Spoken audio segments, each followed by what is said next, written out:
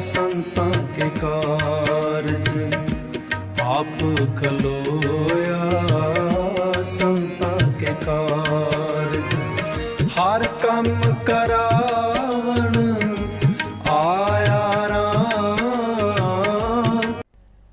वाहिगुरू जी का खालसा, श्री वाहिगुरू जी की फतेह।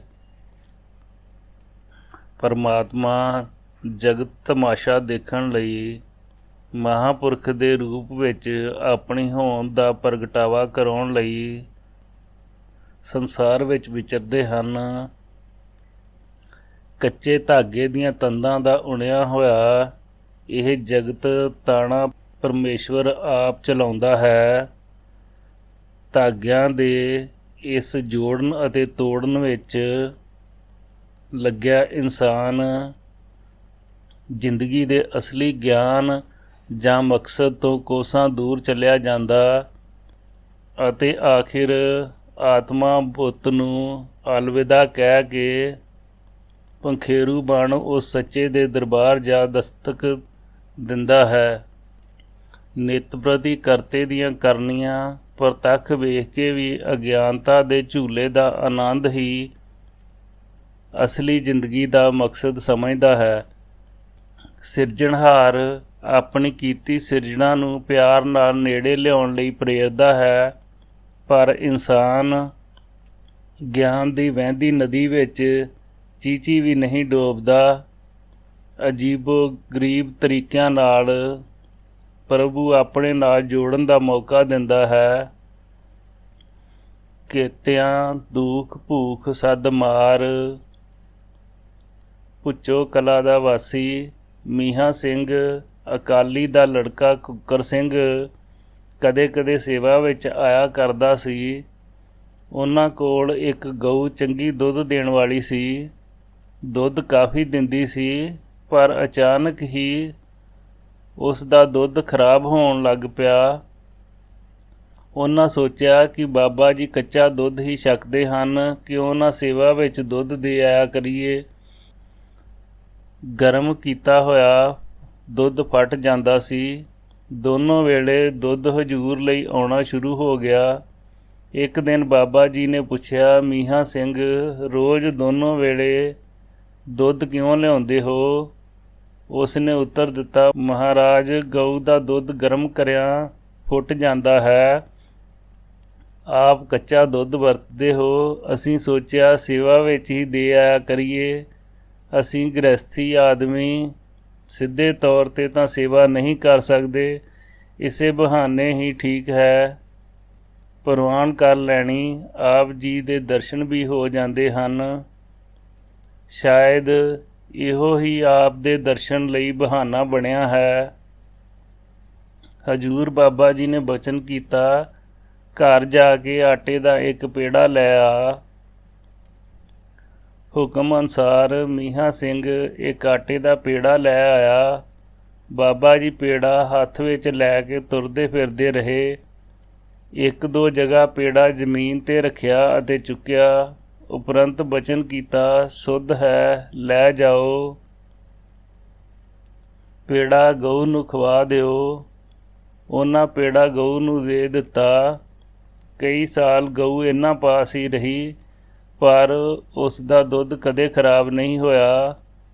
ਇਹ ਡੇਰੇ ਸਾਹਿਬ ਦੇ ਨੇੜੇ ਦੇ ਛੱਪੜ ਵਿੱਚ ਪਾਣੀ ਪੀਣ ਜਾਂਦੀ ਸੀ, ਪਰ ਉਸ ਦਿਨ ਤੋਂ ਬਾਅਦ ਛੱਪੜ ਵਿੱਚ ਪਾਣੀ ਨਹੀਂ ਪੀਣ ਗਈ। ਅਜਮਾਉਣ ਲਈ ਕਈ ਵਾਰ ਲੋਕਾਂ ਨੇ ਦੂਸਰੇ ਪਸ਼ੂਆਂ ਨਾਲ ਲੈ ਕੇ ਜਾਣ ਦੀ ਕੋਸ਼ਿਸ਼ ਕੀਤੀ, ਪਰ ਬੇਅਸਰ।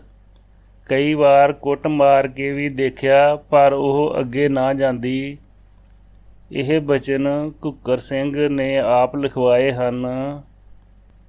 ਖਿਨਮੇ ਬਿਨਸਿਓ ਮਹਾਪ੍ਰੇਤ, ਨਿਰਭਉ ਨਿਰਵੈਰ ਨਿਰੰਕਾਰੀ ਜੋਤ ਅਥਾਹ ਸਮਰੱਥਾ ਰੱਖਦੀ ਹੈ ਹਰ ਸ਼ੈਤਾਨ ਨੂੰ ਲਗਾਮ ਪਾਉਣ ਦੀ।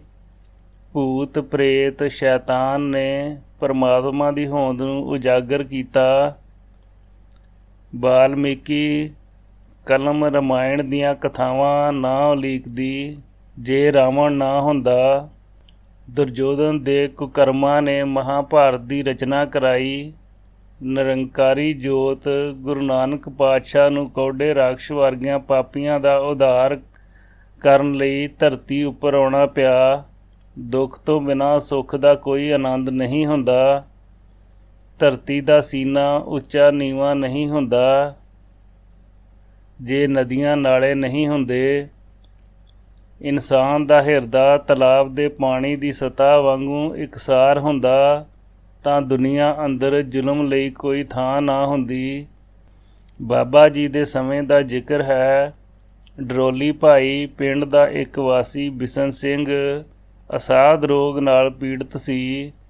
ਦੌਰਾ ਪੈਣ ਵੇਲੇ ਘਰ ਵਾਲੇ ਵੀ ਦੁਖੀ ਹੁੰਦੇ ਸਨ, ਕਿਉਂਕਿ ਇਹ ਬੇਕਾਬੂ ਹੋ ਜਾਂਦਾ ਸੀ। ਉਸ ਨੇ ਇਹੋ ਜਿਹੀਆਂ ਹਰਕਤਾਂ ਕਰਨੀਆਂ ਕਿ ਦੇਖਣ ਵਾਲਿਆਂ ਨੇ ਹੈਰਾਨ ਹੋ ਜਾਣਾ। ਇਸੇ ਹੀ ਪਿੰਡ ਦੇ ਬਜ਼ੁਰਗ ਜੋਗਿੰਦਰ ਸਿੰਘ ਨੂੰ ਇਸ ਗੱਲ ਦਾ ਪੂਰਾ ਪਤਾ ਸੀ ਅਤੇ ਕਈ ਵਾਰ ਦੱਸਦੇ ਰਹਿੰਦੇ ਸਨ। ਉਹਨਾਂ ਦੱਸਿਆ ਕਿ ਇਹਨਾਂ ਦੀ ਰਿਸ਼ਤੇਦਾਰੀ ਪਿੰਡ ਸਭਰਾਵਾਂ, ਤਹਿਸੀਲ ਪੱਟੀ, ਜ਼ਿਲ੍ਹਾ ਅੰਮ੍ਰਿਤਸਰ ਹੈ। ਦਿਨ ਤਿਉਹਾਰ ਸਮੇਂ ਸਾਡੇ ਘਰ ਵਿੱਚ ਕੋਈ ਚੀਜ਼, ਖੀਰ, ਪ੍ਰਸ਼ਾਦ, ਮਠਿਆਈ ਆਦਿ ਬਣਾਉਣੀ ਤਾਂ ਇਹ ਆਪਣੇ ਆਪ ਪਿੰਡ ਸਭਰਾਵਾਂ ਪਹੁੰਚ ਜਾਣੀ। ਜੇ ਉੱਥੇ ਬਣਦੀ ਤਾਂ ਆਪਣੇ ਆਪ ਡਰੋਲੀ ਭਾਈ ਪਹੁੰਚ ਜਾਣੀ। ਇਸ ਤਰ੍ਹਾਂ ਅਣਹੋਣੀਆਂ ਵਾਪਰਦੀਆਂ ਰਹਿੰਦੀਆਂ। ਕਿਸੇ ਖਾਸ ਤਾਕਤ ਵਾਲੀ ਪ੍ਰੇਤ ਆਤਮਾ ਹੀ ਕਰ ਸਕਦੀ ਸੀ। ਜੋਗਿੰਦਰ ਸਿੰਘ ਨੇ ਦੱਸਿਆ ਕਿ ਉਹਨਾਂ ਦੇ ਵੇਖਣ ਦੀ ਗੱਲ ਹੈ ਕਿ ਜਦੋਂ ਉਹਨਾਂ ਅੰਦਰ ਉਹ ਪ੍ਰੇਤ ਆਤਮਾ ਪ੍ਰਵੇਸ਼ ਕਰ ਜਾਂਦੀ ਤਾਂ ਉਹ ਖੂਹ ਦੇ ਵਿਚਾਲੇ ਕਿਸੇ ਆਸਰੇ ਤੋਂ ਬਿਨਾਂ ਖੜ ਜਾਂਦੇ ਅਤੇ ਪੈ ਜਾਂਦੇ। ਜੇ ਕਿਸੇ ਦਰਖਤ 'ਤੇ ਚੜ੍ਹ ਜਾਂਦੇ ਤਾਂ ਪਤਲੀ ਤੋਂ ਪਤਲੀ ਟਾਹਣੀ ਉੱਪਰ ਵੀ ਬੈਠ ਜਾਂਦੇ, ਪਰ ਉਹ ਟੁੱਟਦੀ ਨਹੀਂ ਸੀ। ਇਸ ਗੱਲ ਤੋਂ ਘਰ ਵਾਲੇ ਬਹੁਤ ਤੰਗ ਸਨ, ਪਰ ਕੋਈ ਇਲਾਜ ਨਹੀਂ ਹੋ ਸਕਦਾ ਸੀ। ਉਹਨਾਂ ਨੂੰ ਕਿਸੇ ਨੇ ਬਾਬਾ ਜੀ ਬਾਰੇ ਦੱਸਿਆ ਅਤੇ ਤਾਕੀਦ ਕੀਤੀ ਕਿ ਜੇ ਤੁਸੀਂ ਇਸ ਨੂੰ ਕਿਸੇ ਢੰਗ ਨਾਲ ਭੁੱਚੋ ਲੈ ਜਾਓ ਤਾਂ ਇਸ ਦਾ ਇਲਾਜ ਹੋ ਸਕਦਾ ਹੈ। ਕੁਝ ਦਿਨਾਂ ਬਾਅਦ ਉਸ ਘਰ ਦੇ 2 ਆਦਮੀ ਉਸ ਨੂੰ ਜਗਰਾਓਂ, ਲੁਧਿਆਣਾ, ਧੂਰੀ ਦੇ ਰੇਲ ਰਸਤੇ ਰਾਹੀਂ ਹੁੰਦੇ ਹੋਏ ਭੁੱਚੋ ਲੈ ਆਏ।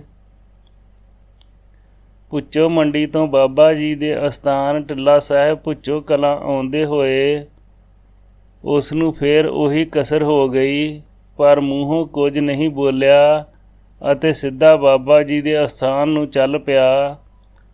ਅੱਗੋਂ ਬਾਬਾ ਜੀ ਨੇ ਸੇਵਕਾਂ ਨੂੰ ਹਦਾਇਤ ਕੀਤੀ ਕਿ ਸਭ ਆਸੇ-ਪਾਸੇ ਹੋ ਜਾਵੋ, ਕੋਈ ਇੱਥੇ ਨਾ ਠਹਿਰੇ। ਬਾਬਾ ਜੀ ਨੇ ਸਰਾਂ ਵਾਲੀ ਲਕੀਰ ਤੋਂ ਬਾਹਰ ਭੇਜ ਦਿੱਤੇ। ਜਦੋਂ ਉਹ ਡੇਰੇ ਸਾਹਿਬ ਪਹੁੰਚਿਆ ਤਾਂ ਉਸ ਲਕੀਰ ਤੋਂ ਪਿੱਛੇ ਹੀ ਖੜ ਗਿਆ। ਉਸ ਦੇ ਸਾਥੀਆਂ ਨੂੰ ਬਾਬਾ ਜੀ ਨੇ ਅੱਗੇ ਆਉਣ ਦੀ ਆਗਿਆ ਦੇ ਦਿੱਤੀ ਤੇ ਉਹ ਟਿੱਲਾ ਸਾਹਿਬ 'ਤੇ ਪਹੁੰਚ ਗਏ। ਉਹ ਲਕੀਰ ਤੋਂ ਬਾਹਰ ਖੜ ਕੇ ਨੱਚਿਆ ਟੱਪਿਆ ਤੇ ਬਹੁਤ ਬੋਲਿਆ, ਪਰ ਨਾ ਹੀ ਅੰਦਰ ਆ ਸਕਿਆ ਤੇ ਨਾ ਹੀ ਕਿਸੇ ਹੋਰ ਪਾਸੇ ਜਾ ਸਕਿਆ। ਅੰਤ ਬਾਬਾ ਜੀ ਨੇ ਆਪਣੇ ਦੋਹਾਂ ਹੱਥਾਂ ਨੂੰ ਮਰੋੜ ਕੇ ਕਚੀਚੀ ਲਈ ਅਤੇ ਬਚਨ ਕੀਤਾ, ਹੋ ਜਾ ਤਕੜਾ, ਤੈਨੂੰ ਫੜਨ ਲੱਗੇ ਹਾਂ। ਇਹ ਕਹਿਣ ਦੀ ਦੇਰ ਸੀ ਕਿ ਉਹ ਜ਼ਮੀਨ 'ਤੇ ਇਉਂ ਡਿੱਗਾ ਜਿਵੇਂ ਧੋਬੀ ਕੱਪੜੇ ਨੂੰ ਘਾਟ 'ਤੇ ਪਟਕਾ ਕੇ ਮਾਰਦਾ ਹੈ। ਕੋਈ ਅੰਦਾਜ਼ਾ 2 ਘੰਟੇ ਬਾਅਦ ਉਹ ਉੱਠ ਕੇ ਬੈਠ ਗਿਆ। ਬਾਬਾ ਜੀ ਨੇ ਉਸ ਦੇ ਸਾਥੀਆਂ ਨੂੰ ਹੁਕਮ ਦਿੱਤਾ, ਜਾਓ ਉਸ ਨੂੰ ਲੈ ਆਓ। ਉਹ ਹੁਕਮ ਅਨੁਸਾਰ ਟਿੱਲੇ ਉੱਪਰ ਲੈ ਆਏ। ਬਾਬਾ ਜੀ ਨੇ ਸੇਵਕਾਂ ਨੂੰ ਸੱਦ ਕੇ ਸਰਾਂ ਕਰਵਾਈ ਅਤੇ ਲੰਗਰ ਛਕਾ ਕੇ ਘਰ ਨੂੰ ਵਾਪਸ ਮੋੜ ਦਿੱਤਾ। ਇਹ ਬਚਨ ਲੇਖਕ ਦੇ ਪਿਤਾ ਭਾਈ ਰਤਨ ਸਿੰਘ ਡਰੋਲੀ ਭਾਈ ਤੋਂ ਮਿਲੇ। ਸ਼ਾਂਤ ਪਾਈ ਗੁਰ ਸਤਿਗੁਰ ਪੂਰੇ, ਨਿਰੰਤਰ ਬਾਣੀ ਵਿੱਚ ਲੀਨ ਮਨ ਪਰਮੇਸ਼ਰ ਤੋਂ ਪੂਰਨ ਅਧਿਆਤਮਕ ਸ਼ਕਤੀ ਗ੍ਰਹਿਣ ਕਰ ਚੁੱਕਾ ਹੁੰਦਾ ਹੈ। ਪ੍ਰਭੂ ਨਾਲ ਅਭੇਦ ਹੋ ਸਰਬ ਸ਼ਕਤੀਮਾਨ ਬਣ ਜਾਂਦਾ ਹੈ। ਫਿਰ ਦੁਨੀਆ ਦੇ ਕਸ਼ਟ ਨਿਵਾਰਨ ਲਈ ਇਨਸਾਨੀ ਰੂਪ ਧਾਰ ਕੇ ਪਰਲੋਕ ਤੋਂ ਲੋਕ ਵਿੱਚ ਆ ਪਲਕਾਂ ਖੋਲ੍ਹਦਾ ਹੈ। ਸਿਮਰਨ ਵਾਲੇ ਨੂੰ ਇਹ ਮਹਾਂਪੁਰਖ ਆਪਣੀ ਰਹਿਨੁਮਾਈ ਥੱਲੇ ਆਪ ਮੁਕਤ ਕਰੇ ਸੰਸਾਰ ਵਾਲੀ ਪੰਕਤੀ ਨੂੰ ਸੱਚ ਕਰ ਦਿੰਦੇ ਹਨ। ਸਿਦਕਵਾਨ ਨਿਤਨੇਮ ਦਾ ਪ੍ਰੇਮੀ ਭਾਈ ਨਰੈਣ ਸਿੰਘ ਪਿੰਡ ਡਰੋਲੀ ਭਾਈ ਦੇ ਰਹਿਣ ਵਾਲਾ ਸੀ। ਸਿੱਖੀ ਰਹਿਤ ਰਹਿਣ ਕਰਕੇ ਇਹਨਾਂ ਦੇ ਬਜ਼ੁਰਗਾਂ ਨੂੰ ਸਿੱਖੜੇ ਦੀ ਅੱਲ ਪੈਂਦੀ ਸੀ। ਇਸ ਖਾਨਦਾਨ ਵਿੱਚ ਇੱਕ ਚੰਗੇ ਮਹਾਤਮਾ ਜਗਤ ਸਿੰਘ ਜੀ ਹੋਏ ਹਨ। ਡਰੋਲੀ ਭਾਈ ਇੱਕ ਧਾਰਮਿਕ ਅਸਥਾਨ ਵਿੱਚ ਇਹਨਾਂ ਦੀ ਯਾਦਗਾਰ ਮੌਜੂਦ ਹੈ। ਭਾਈ ਨਰੈਣ ਸਿੰਘ ਹਜੂਰ ਦੀ ਸ਼ੋਹਰਤ ਸੁਣ ਕੇ ਭੁੱਚੋਂ ਪਹੁੰਚ ਗਿਆ। ਆਗਿਆ ਲੈ ਕੇ ਟਿੱਲਾ ਸਾਹਿਬ ਉੱਪਰ ਬਾਬਾ ਜੀ ਕੋਲ ਪਹੁੰਚ ਗਿਆ। ਹਜੂਰ ਨੇ ਮਰਿਆਦਾ ਅਨੁਸਾਰ ਨਾਨਕੇ, ਪਿੰਡ, ਗੋਤ, ਜਾਤ, ਭੂਆ, ਪਿਤਾ ਮਾਤਾ ਸਭ ਬਾਰੇ ਪੁੱਛਿਆ। ਇਸ ਤੋਂ ਬਾਅਦ ਹੁਕਮ ਕੀਤਾ 40 ਦਿਨ ਇੱਥੇ ਰਹਿਣਾ ਪਵੇਗਾ। ਭਾਈ ਨਰੈਣ ਸਿੰਘ 7 ਬਚਨ ਕਹਿ ਕੇ ਰਹਿਣ ਲੱਗਾ। ਲੰਗਰ ਵਿੱਚੋਂ ਪ੍ਰਸ਼ਾਦੇ ਛਕ ਲੈਣੇ। ਦੁੱਧ ਹਜੂਰ ਨੇ ਨਿਗਾਹ ਕਰਕੇ ਕੱਚਾ ਹੀ ਦੇਣਾ। 40 ਦਿਨਾਂ ਬਾਅਦ ਹਜੂਰ ਨੇ ਬੁਲਾ ਕੇ ਪੁੱਛਿਆ ਨਿਤਨੇਮ ਕੀ ਕਰਦਾ ਹੁੰਦਾ ਸੀ। ਭਾਈ ਨਰੈਣ ਸਿੰਘ ਨੇ ਉੱਤਰ ਦਿੱਤਾ, ਮਹਾਰਾਜ 5 ਗ੍ਰੰਥੀ ਪੋਥੀ ਯਾਦ ਹੈ, ਰੋਜ਼ ਹੀ ਪਾਠ ਕਰਦਾ ਹਾਂ। ਕਦੇ ਦਿਨ ਖਾਲੀ ਤਾਂ ਨਹੀਂ ਗਿਆ। ਹਜੂਰ ਨੇ ਫਿਰ ਪੁੱਛਿਆ, ਨਹੀਂ ਮਹਾਰਾਜ, ਚੰਗਾ ਫਿਰ ਸੁੱਧ ਹੈ। 2 ਪਾਠ ਰੋਜ਼ ਕਰਿਆ ਕਰ, 5 ਪ੍ਰਮਾਣ ਵਿੱਚ ਗਿਣਤੀ ਹੋ ਜਾਵੇਗੀ। ਇਸ ਨੇ 7 ਬਚਨ ਕਿਹਾ ਅਤੇ ਆਗਿਆ ਲੈ ਕੇ ਪਿੰਡ ਚਲਾ ਗਿਆ।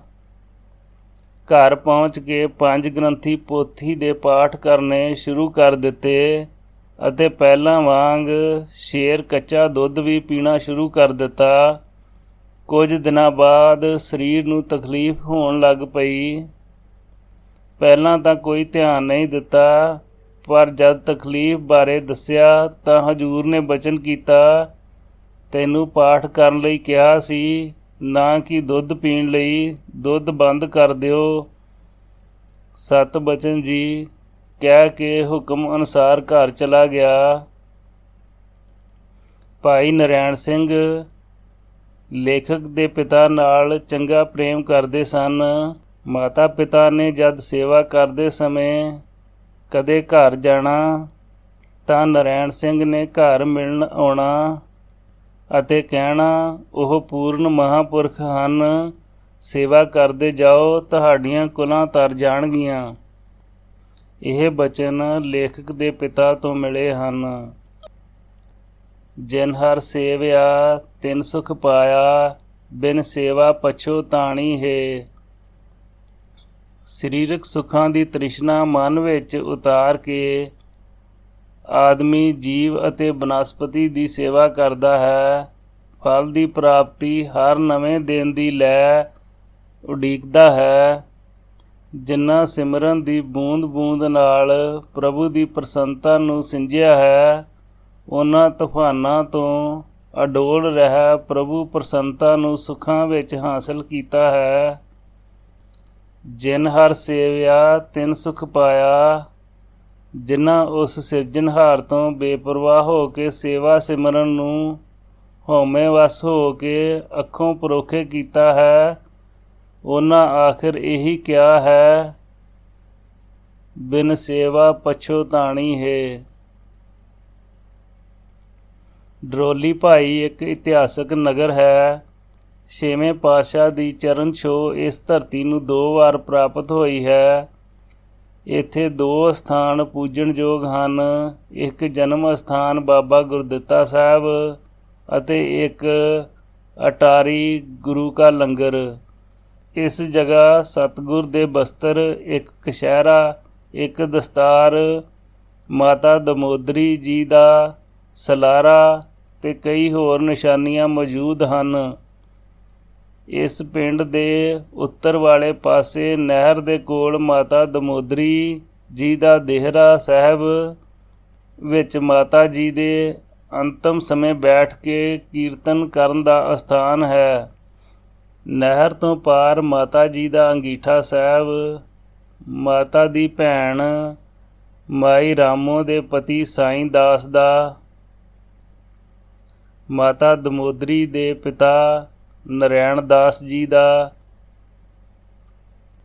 ਪੰਜਵੀਂ ਮਾਤਾ ਅਤੇ ਨਰੈਣ ਦਾਸ ਜੀ ਦੀ ਘਰਵਾਲੀ ਦੇ ਅੰਗੀਠੇ ਮੌਜੂਦ ਹਨ। ਦੇਹਰਾ ਸਾਹਿਬ ਦੀ ਪੁਸ਼ਤਾਂ ਤੋਂ ਸੰਭਾਲ ਕਰ ਰਹੇ ਖਾਨਦਾਨ ਵਿੱਚੋਂ ਭਾਈ ਰਾਮ ਸਿੰਘ ਜੀ ਮਹੰਤ ਹੋਏ ਹਨ। ਇਹਨਾਂ ਦਾ ਸਾਥ ਨਿਭਾਉਂਦੇ ਰਹੇ ਭਾਈ ਤੇਜਾ ਸਿੰਘ ਜੀ ਚਚੇਰੇ ਭਾਈ ਸਨ। ਭਾਈ ਤੇਜਾ ਸਿੰਘ ਜੀ ਦੀ ਲੜਕੀ ਜੈ ਕੌਰ ਦੀ ਕਿਸੇ ਸਮੇਂ ਛੋਟੀ ਉਮਰ ਵਿੱਚ ਬਾਬਾ ਜੀ ਨਾਲ ਮੰਗਣੀ ਹੋਈ ਸੀ। ਬਾਬਾ ਜੀ ਦੇ ਘਰੋਂ ਚਲੇ ਜਾਣ ਅਤੇ ਕੋਈ ਪਤਾ ਨਾ ਲੱਗਣ 'ਤੇ ਬਾਬਾ ਜੀ ਦੇ ਭਾਈ ਨਾਲ ਸ਼ਾਦੀ ਕਰ ਦਿੱਤੀ ਸੀ। ਇਹਨਾਂ ਦੇ ਬੰਸ ਵਿੱਚੋਂ ਭਾਈ ਸਾਧੂ ਸਿੰਘ ਦਾ ਪਰਿਵਾਰ ਟਿੰਡਾਂ ਵਾਲੀ ਫਿਰੋਜ਼ਪੁਰ ਵਿੱਚ ਸੀ, ਪਰ ਹੁਣ ਕੋਈ ਪਤਾ ਨਹੀਂ ਹੈ। ਮਹੰਤ ਭਾਈ ਰਾਮ ਸਿੰਘ ਦੀ ਰਿਸ਼ਤੇਦਾਰੀ ਭਾਈ ਪ੍ਰੇਮ ਸਿੰਘ ਨਾਭਾ ਨਿਵਾਸੀ ਨਾਲ ਸੀ। ਪ੍ਰੇਮ ਸਿੰਘ ਅਤੇ ਮਹੰਤ ਰਾਮ ਸਿੰਘ ਨੇ ਨਾਭੇ ਪਹੁੰਚ ਕੇ ਮਹਾਰਾਜ ਹੀਰਾ ਸਿੰਘ ਨੂੰ ਕਥਾ ਸੁਣਾਈ। ਇਹਨਾਂ ਨੂੰ ਕਥਨੀ ਵਿਦਵਤਾ ਦੀ ਝਲਕ ਸੀ।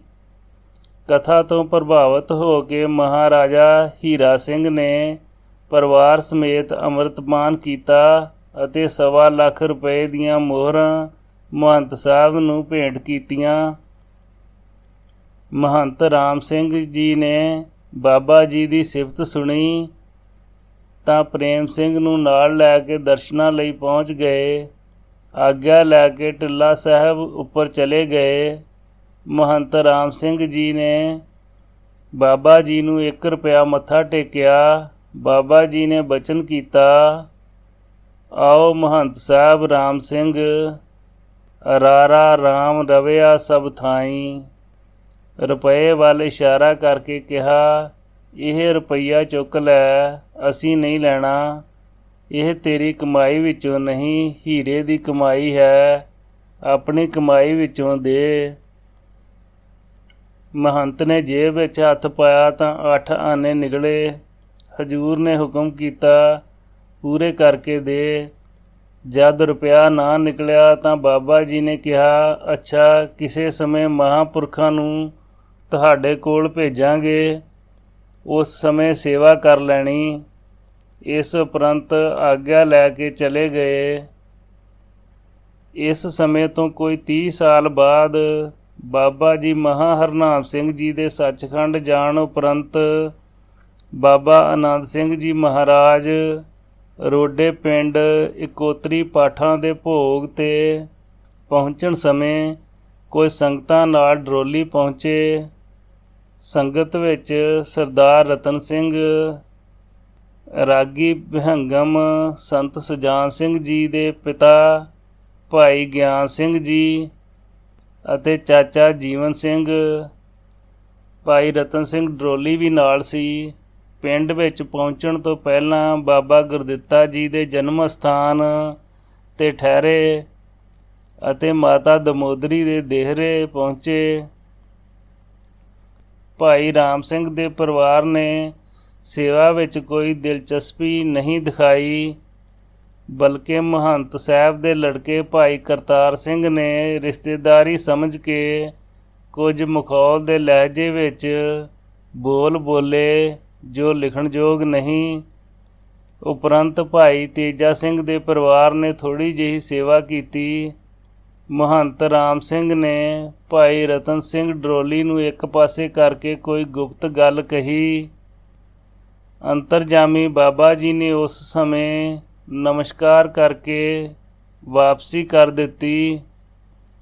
ਰਸਤੇ ਵਿੱਚ ਬਾਬਾ ਜੀ ਮਹਾਰਾਜ ਨੇ ਭਾਈ ਡਰੋਲੀ ਤੋਂ ਪੁੱਛਿਆ ਕਿ ਮਹੰਤ ਕੀ ਕਹਿੰਦੇ ਸਨ। ਜਵਾਬ ਵਿੱਚ ਭਾਈ ਡਰੋਲੀ ਨੇ ਇੰਨਾ ਹੀ ਕਿਹਾ, ਹਜੂਰ ਆਪ ਜੀ ਸਭ ਕੁਝ ਜਾਣਦੇ ਹੋ। ਬਾਬਾ ਜੀ ਮਹਾਰਾਜ ਆਨੰਦ ਸਿੰਘ ਜੀ ਨੇ ਬਚਨ ਕੀਤਾ, ਅਸੀਂ ਸੰਗਤ ਸਮੇਤ ਭੁੱਚੋ ਵਾਲੇ ਮਹਾਰਾਜ ਬਾਬਾ ਜੀ ਦੇ ਹੁਕਮ ਅਨੁਸਾਰ ਆਏ ਸਾਂ। ਇਹਨਾਂ ਸੰਗਤ ਨੂੰ ਪਾਣੀ ਵੀ ਨਹੀਂ ਪਿਲਾਇਆ। ਚਲੋ ਠੀਕ ਹੈ, ਜਿੰਨੀ ਕੁ ਇਹਨਾਂ ਦੀ ਬੁੱਧੀ ਹੈ। ਦੁਰਭਾਸ਼ਾ ਸਿਉ ਕਰਤ ਠਗੌਰੀ, ਜਾਦਵ ਇਹ ਫਲ ਪਾਏ। ਨਾਮ ਦਾਨ ਇਸ਼ਨਾਨ ਨਾ ਮਨਮੁਖ, ਤਿਤ ਤਨ ਧੂੜ ਧਮਾਏ। ਇਹ ਪ੍ਰਸੰਗ ਰਾਮ ਸਿੰਘ ਦੇ ਪੋਤਰੇ ਭਾਈ ਸੇਵਾ ਸਿੰਘ ਅਤੇ ਭਾਈ ਰਤਨ ਸਿੰਘ ਡਰੋਲੀ ਨੇ ਸੁਣਾਇਆ ਹੈ। ਰਵਿਦਾਸ ਭਣੇ ਜੋ ਜਾਣੇ ਸੋ ਜਾਣ, ਸੰਤ ਅਨੰਤ ਹੈ ਅੰਤਰ ਨਾਹੀ। ਆਤਮਾ ਅਮਰ ਰਹਿੰਦੀ ਹੈ। ਇਹ ਮਹਾਂਪੁਰਖਾਂ ਦਾ ਕਥਨ ਹੈ। ਇੱਕ ਸਰੀਰ ਨੂੰ ਅਲਵਿਦਾ ਕਹਿ ਦੂਜੇ ਵਿੱਚ ਪ੍ਰਵੇਸ਼ ਕਰਨਾ ਇਸ ਦਾ ਮੁੱਖ ਮੰਤਵ ਹੈ। ਖਿਆਲੀ ਸੁਪਨੇ ਸਾਕਾਰ ਕਰਨ ਲਈ ਕੂੜੇ ਸੰਸਾਰ ਵਿੱਚ ਵਿਚਰਦਾ ਮਨੁੱਖ ਪ੍ਰਭੂ ਤੋਂ ਬੇਖਬਰ ਪਾਪ ਕਮਾਉਂਦਾ ਇੱਕ ਦਿਨ ਸੁਪਨਿਆਂ ਵਾਲੀ ਨੀਂਦ ਸਦਾ ਲਈ ਸੌਂ ਜਾਂਦਾ ਹੈ ਅਤੇ ਆਤਮਾ ਬੁੱਤ ਨੂੰ ਅਹਿਲ ਖੰਡਰਾਂ ਦਾ ਰੂਪ ਦੇ ਜਾਂਦੀ ਹੈ। ਇਸ ਆਤਮਾ ਦੀ ਕਿਰਿਆ ਨੂੰ ਮਹਾਂਪੁਰਖ ਸਰਬ ਸ਼ਕਤੀਮਾਨ ਹੀ ਜਾਣ ਸਕਦੇ ਹਨ। ਆਮ ਆਦਮੀ ਨੂੰ ਸਮਝ ਨਹੀਂ ਹੁੰਦੀ।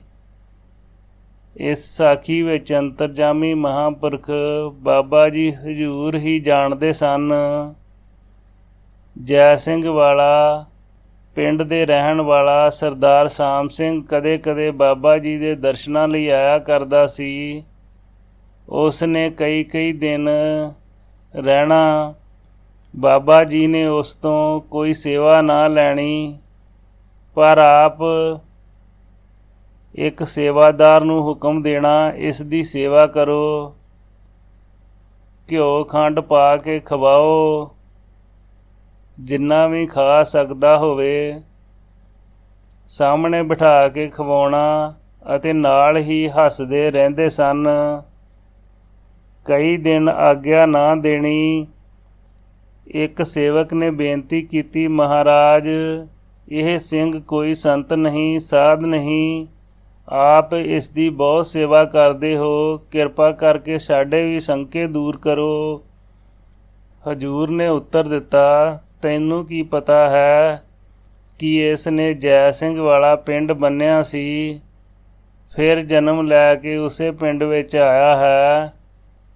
ਹੁਣ ਘਿਓ ਖੰਡ ਖਵਾ ਕੇ ਇਸ ਦਾ ਉਧਾਰ ਕਰਨਾ ਹੈ। ਇਹ ਬਚਨ ਵੱਡੇ ਝੰਡਾ ਸਿੰਘ ਸੇਮਾ ਤੋਂ ਮਿਲੇ। ਪਿੰਡ ਕੋਟ ਫੱਤੇ ਦਾ ਦਰਜੀ ਸਿੱਖ ਧੰਨਾ ਸਿੰਘ ਸੀ। ਇਸ ਦਾ ਪ੍ਰਸੰਗ ਪਿੱਛੇ ਆ ਚੁੱਕਾ ਹੈ। ਇਸ ਨੇ ਬਾਬਾ ਜੀ ਦੀ ਹਜ਼ੂਰੀ ਅੰਦਰ ਬੜੀ ਨਿਮਰਤਾ ਅਤੇ ਸਹਿਣਸ਼ੀਲਤਾ ਨਾਲ ਸੇਵਾ ਨਿਭਾਈ। ਹਮੇਸ਼ਾ ਸਤ ਬਚਨ ਦਾ ਅਧਿਕਾਰੀ ਬਣ ਕੇ ਰਿਹਾ। ਬਾਬਾ ਜੀ ਇਸ ਦੀ ਸੇਵਾ 'ਤੇ ਬੜੇ ਪ੍ਰਸੰਨ ਸਨ। ਰੋਟੀ ਦਾ ਖਰਚ ਵੀ ਆਪਣੇ ਘਰ ਤੋਂ ਲਿਆਉਂਦਾ ਸੀ। ਬਿਨਾਂ ਛਾਣੇ ਆਟੇ ਦੀ ਖਾਂਦਾ ਸੀ। ਕੁਝ ਸਮੇਂ ਬਾਅਦ ਬਾਬਾ ਜੀ ਨੇ ਆਗਿਆ ਦੇ ਦਿੱਤੀ ਕਿ ਘਰੇ ਚਲੇ ਜਾਓ। ਘਰ ਜਾ ਕੇ ਕੁਝ ਬਿਮਾਰ ਹੋ ਗਿਆ। ਕੁਝ ਕੁ ਦਿਨਾਂ ਵਿੱਚ ਹੀ ਪਰਮਾਤਮਾ ਨੂੰ ਪਿਆਰਾ ਹੋ ਗਿਆ। ਇੱਕ ਦਿਨ ਕਿਸੇ ਨੇ ਆ ਕੇ ਹਜੂਰ ਨੂੰ ਦੱਸਿਆ, ਮਹਾਰਾਜ ਰਾਜਾ ਭੁਪਿੰਦਰ ਸਿੰਘ ਦੇ ਘਰ ਟਿੱਕੇ ਨੇ ਜਨਮ ਲਿਆ ਹੈ। ਹਜੂਰ ਨੇ ਬਚਨ ਕੀਤਾ, ਇਹ ਉਹੀ ਧੰਨਾ ਸਿੰਘ ਕੋਟ ਫੱਤੇ ਵਾਲਾ ਹੈ। ਉਸ ਸਮੇਂ ਗੁਰਦਿੱਤ ਸਿੰਘ ਸੇਮਾ ਅਤੇ ਕਾਕੜ ਸਿੰਘ ਹਜੂਰ ਦੀ ਹਜ਼ੂਰੀ ਵਿੱਚ ਬੈਠੇ ਸਨ। ਇਹਨਾਂ ਇਹ ਬਚਨ ਪੱਲੇ ਬੰਨ੍ਹ ਲਏ ਕਿ ਆਪਾਂ ਟਿੱਕਾ ਦੇਖ ਕੇ ਆਵਾਂਗੇ ਤੇ ਆਪਾਂ ਨੂੰ ਪਛਾਣ ਲਵੇਗਾ ਜੇ ਉਹ ਧੰਨਾ ਸਿੰਘ ਹੋਇਆ। ਕੁਝ ਸਾਲਾਂ ਬਾਅਦ ਪਟਿਆਲੇ ਮਹਿਲਾਂ ਵਿੱਚ ਜਾਣ ਦੀ ਕੋਸ਼ਿਸ਼ ਕਰਨ ਲੱਗੇ ਤਾਂ ਪੁਲਿਸ ਨੇ ਫੜ ਲਏ। ਬੜੀ ਮੁਸ਼ਕਲ ਨਾਲ ਵਾਪਸ ਆਏ। ਬਾਬਾ ਜੀ ਕੋਲ ਪਹੁੰਚ ਕੇ ਸਾਰੀ ਵਿਥਿਆ ਸੁਣਾਈ। ਆਪ ਜੀ ਨੇ ਸੁਣ ਕੇ ਬਚਨ ਕੀਤਾ, ਤੁਸੀਂ ਸਾਡੇ ਪੁੱਛੇ ਬਿਨਾਂ ਕਿਉਂ ਗਏ? ਟਿੱਕੇ ਨੂੰ ਆਪਣੇ ਪਿਛਲੇ ਜਨਮ ਦਾ ਕੋਈ ਧਿਆਨ ਨਹੀਂ ਹੈ, ਉਹ ਤੁਹਾਨੂੰ ਕਿਵੇਂ ਪਛਾਣ ਲਵੇਗਾ? ਵੱਡਾ ਝੰਡਾ ਸਿੰਘ ਨੇ ਦੱਸਿਆ ਕਿ ਬਾਬਾ ਜੀ ਮਹਾਰਾਜ ਕਈ ਵਾਰ ਇਹ ਵਾਰਦਾਤ ਦੀ ਗੱਲ ਕਰਕੇ ਬੜੇ ਹੱਸਦੇ ਸਨ। ਸੇਵਾ ਥੋੜ੍ਹੀ ਮੰਗਣ ਬਹੁਤ। ਇਨਸਾਨ ਫਲ ਦੀ ਪ੍ਰਾਪਤੀ ਲਈ ਹਰ ਉਸ ਦੀ ਸੇਵਾ ਕਰਦਾ ਹੈ ਜੋ ਇਸ ਦੀ ਲੋੜ ਪੂਰੀ ਕਰਦਾ ਹੈ। ਆਪਣੀ ਸਮਰੱਥਾ ਮੁਤਾਬਕ ਹੀ ਉਹ ਫਲ ਦੇਵੇਗਾ, ਪਰ ਮਹਾਂਪੁਰਖਾਂ ਦੀ ਸੇਵਾ ਜਿੰਨੀ ਵੀ ਕਰ ਸਕੇ ਓਨਾ ਹੀ ਫਲ ਮਿਲੇਗਾ। ਜੇ ਸੇਵਾ ਘੱਟ ਹੋਵੇ ਤੇ ਮੰਗੇ ਬਹੁਤਾ, ਇਹ ਮਰਿਆਦਾ ਦੇ ਉਲਟ ਹੈ। ਬਠਿੰਡੇ ਸ਼ਹਿਰ ਦਾ ਇੱਕ ਸੇਠ ਸੀ ਜੋ ਕਿਸੇ ਸਮੇਂ ਬਹੁਤ ਅਮੀਰ ਸੀ। ਹੁਣ ਕੁਝ ਹਾਲਤ ਪਤਲੀ ਸੀ। ਸਭ ਦਿਨ ਹੋਤ ਨਾ ਏਕ ਸਮਾਨ। ਅਮੀਰ ਤੋਂ ਗਰੀਬ, ਗਰੀਬ ਤੋਂ ਅਮੀਰ, ਇਹ ਅਦਲਾ ਬਦਲੀ ਕੁਦਰਤ ਦਾ ਨਿਯਮ ਹੈ। ਤ੍ਰਿਣ ਤਾਂ ਮੇਰ ਸਹਿਕ ਤਾਂ ਹਰੀਆਂ, ਬੂੰਡ ਤਾਂ ਤਰੀਆਂ, ਊਣ ਤਾਂ ਭਰੀਆਂ। ਸਮੇਂ ਦੇ ਫੇਰ ਨਾਲ ਆਦਮੀ ਦੇ ਦਿਨ ਵੀ ਬਦਲਦੇ ਰਹਿੰਦੇ ਹਨ। ਕਦੇ ਖੁਸ਼ੀਆਂ, ਕਦੇ ਗਮੀਆਂ, ਕਦੀ ਰੁੱਤਾਂ ਵਾਂਗ ਅਮੀਰੀਆਂ, ਕਦੀ ਕੰਗਾਲੀਆਂ। ਇਹ ਉਸ ਸੱਚੇ ਦੀ ਹੀ ਖੇਡ ਹੈ ਜੋ ਚਿੜੀ ਬੱਲੇ ਦੀ ਤਰ੍ਹਾਂ ਹੈ। ਕਦੀ ਚਿੜੀ ਅਸਮਾਨ ਨੂੰ ਛੂਹਣ ਜਾਂਦੀ ਹੈ, ਕਦੀ ਧਰਤੀ 'ਤੇ ਡਿੱਗ ਪੈਂਦੀ ਹੈ, ਪਰ ਸਹਾਰੇ ਬਿਨਾਂ ਧਰਤੀ ਤੋਂ ਨਹੀਂ ਉੱਠਦੀ। ਇਸ ਤਰ੍ਹਾਂ ਨਾਮ ਦੇ ਸਹਾਰੇ ਨਾਲ ਆਦਮੀ ਤਰੱਕੀ ਦਾ ਰਾਹ ਫੜਦਾ ਹੈ। ਕਮਜ਼ੋਰੀ ਸਮੇਂ ਬਾਣੀ ਹੀ ਆਦਮੀ ਨੂੰ ਸਹਾਰਾ ਦਿੰਦੀ ਹੈ। ਮਨ ਨਹੀਂ ਡੋਲਦਾ। ਚੜ੍ਹਦੇ ਸੂਰਜ ਨੂੰ ਸਲਾਮਾਂ, ਡੁੱਬਦੇ ਦਾ ਦਰਸ਼ਨ ਵੀ ਨਹੀਂ ਲੋਚਦੇ। ਕਮਜ਼ੋਰੀ ਆਪਣਿਆਂ ਨੂੰ ਪਰਾਏ ਬਣਾ ਦਿੰਦੀ ਹੈ।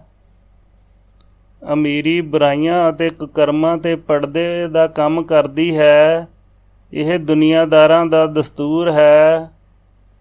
ਖੜ ਸੁੱਕ ਹੋਈ ਆਪਣੀ ਹੀ ਟਾਹਣੀ ਦੇ ਟੁੱਟਣ 'ਤੇ ਬ੍ਰਿਸ਼ ਵੀ ਹੰਝੂ ਨਹੀਂ ਕੇਰਦਾ। ਨਿਰਤਨ ਆਦਰ ਕੋਈ ਨਾ ਦੇਈ, ਲੱਖ ਯਤਨ ਕਰੇ ਉਹ ਚੇਤ ਨਾ ਧਰੇਈ। ਪੰਕਤੀ ਵਾਲੀ ਗੱਲ ਸੇਠ ਨਾਲ ਹੋਈ। ਅੰਤ ਬਾਬਾ ਜੀ ਦੀ ਸਰੋਤ ਸੁਣ ਕੇ ਆਇਆ। ਆਗਿਆ ਲੈ ਕੇ ਟਿੱਲੇ ਉੱਪਰ ਪਹੁੰਚ ਗਿਆ ਤੇ ਨਮਸਕਾਰ ਕੀਤੀ। ਹਜੂਰ ਨੇ ਪੁੱਛਿਆ, ਕਿਵੇਂ ਆਏ ਹੋ? ਮਹਾਰਾਜ, ਮੇਰੇ 'ਤੇ ਕਿਰਪਾ ਕਰੋ। ਕਦੇ ਮੇਰਾ ਕਾਰੋਬਾਰ ਬਹੁਤ ਚੰਗਾ ਸੀ, ਪਰ ਹੁਣ ਰੋਟੀ ਵੀ ਨਸੀਬ ਨਹੀਂ ਹੁੰਦੀ। ਸੇਠ ਨੇ ਹੰਝੂ ਭਰਿਆ ਤਰਲਾ ਕੀਤਾ। ਕੋਈ ਸੇਵਾ ਕਰੇਗਾ? ਹਜੂਰ ਬਾਬਾ ਜੀ ਨੇ ਬਚਨ ਕੀਤਾ। ਹੁਕਮ ਦਿਓ ਹਜੂਰ, ਸੇਠ ਨੇ ਬੇਨਤੀ ਕੀਤੀ। ਚੰਗਾ, ਫਿਰ ਆਵੀਂ। ਬਚਨ ਹੋਇਆ। ਸੇਠ ਘਰ ਚਲਾ ਗਿਆ। ਕੁਝ ਸਮੇਂ ਬਾਅਦ ਫੇਰ ਆਇਆ ਤੇ ਬੇਨਤੀ ਕੀਤੀ। ਬਾਬਾ ਜੀ ਦੇ ਮੌਜੂਦ ਆਸਣ ਵਾਲੀ ਜਗ੍ਹਾ ਕੱਚੀ ਸੀ। ਇਸ ਦੀ ਹਾਲਤ ਨਾਜ਼ੁਕ ਸੀ। ਸੇਠ ਨੇ ਉਸ ਦਾ ਵੇਰਵਾ ਦੇ ਕੇ ਸੇਵਾ ਆਪ ਹੀ ਮੰਗ ਲਈ। ਆਗਿਆ ਮੰਗੀ, ਜੇ ਹੁਕਮ ਹੋਵੇ ਤਾਂ ਇਹ ਪੱਕੀ ਕਰ ਦਿਆਂ। ਬਾਬਾ ਜੀ ਨੇ ਬਚਨ ਕੀਤਾ, ਸੋਚ ਸਮਝ ਕੇ ਭਾਰ ਚੁੱਕੀ। ਜੋ ਕਹਿ ਰਿਹਾ ਹੈ ਕਰਨਾ ਪਵੇਗਾ। ਨਹੀਂ ਮਹਾਰਾਜ, ਮੈਂ ਜ਼ਰੂਰ ਸੇਵਾ ਕਰਾਂਗਾ। ਸੇਠ ਨੇ ਉੱਤਰ ਦਿੱਤਾ। ਚੰਗਾ, ਫੇਰ ਸੁੱਧ ਹੈ। ਹਜੂਰ ਨੇ ਬਚਨ ਕੀਤਾ। ਸੇਵਾ ਆਰੰਭ ਹੋ ਗਈ। ਖਰਚ ਵੱਧ ਹੋਣ ਲੱਗਾ ਤਾਂ ਉਸਾਰੀ ਗਲੇਫੀ, ਜਾਨੀ ਅੰਦਰੋਂ ਕੱਚੀ ਬਾਹਰੋਂ ਪੱਕੀ, ਸ਼ੁਰੂ ਕਰ ਦਿੱਤੀ। ਸੇਵਕ ਨੇ ਦੇਖ ਕੇ ਬੇਨਤੀ ਕਰ ਦਿੱਤੀ, ਮਹਾਰਾਜ, ਉੱਥੇ ਤਾਂ ਗਲੇਫੀ ਵਾਲਾ ਕੰਮ ਹੋ ਰਿਹਾ ਹੈ। ਹਜੂਰ ਨੇ ਬਚਨ ਕੀਤਾ, ਸਾਈਂ ਲੋਕਾ ਚੁੱਪ ਰਹੋ। ਜੇ ਸੇਵਾ ਗਲੇਫੀ ਵਾਲੀ ਹੈ ਤਾਂ ਇਸ ਦਾ ਫਲ ਵੀ ਗਲੇਫੀ ਹੋਵੇਗਾ। ਉਸਾਰੀ ਮੁਕੰਮਲ ਹੋਣ 'ਤੇ ਅੰਦਰ ਕਾਲੀ ਕੂਚੀ ਫੇਰ ਦਿੱਤੀ। ਬਾਬਾ ਜੀ ਕੋਲ ਆ ਕੇ ਦੱਸਿਆ, ਮਹਾਰਾਜ ਜਗ੍ਹਾ ਬਣ ਗਈ ਹੈ, ਚਲੋ ਚੱਲ ਕੇ ਦੇਖੋ। ਬਾਬਾ ਜੀ ਟਿੱਲਾ ਸਾਹਿਬ ਤੋਂ ਹੇਠਾਂ ਆ ਗਏ ਅਤੇ ਕੋਠੀ ਦੇਖ ਕੇ ਬਚਨ ਕੀਤਾ, ਗਲੇਫੀ ਹੈ। ਸੇਠ ਨੇ ਹਾਂ ਵਿੱਚ ਉੱਤਰ ਦਿੱਤਾ। ਬਚਨ ਹੋਇਆ, ਸੁੱਧ ਹੈ, ਤੇਰਾ ਕੰਮ ਵੀ ਗਲੇਫੀ। ਸੇਠ ਦਾ ਕਾਰੋਬਾਰ ਤਾਂ ਠੀਕ ਹੋ ਗਿਆ, ਪਰ ਸ਼ਾਹੂਕਾਰਾਂ ਨਾਲ ਨਹੀਂ ਰਲਿਆ। ਸੇਵਾ ਥੋੜ੍ਹੀ ਮੰਗਨ ਬਹੁਤਾ, ਮਹਿਲ ਨਾ ਪਾਵੇ ਕਹਿ ਤੋ ਬਹੁਤਾ ਵਾਲਾ ਬਚਨ ਹੋਇਆ। ਜੋਗਿੰਦਰ ਸਿੰਘ ਢਿੱਲੋਂ ਨੇ ਇਹ ਬਚਨ ਦੱਸਿਆ। ਸ੍ਰੀ ਵਾਹਿਗੁਰੂ ਜੀ ਕਾ ਖਾਲਸਾ, ਸ੍ਰੀ ਵਾਹਿਗੁਰੂ ਜੀ ਕੀ ਫਤਿਹ।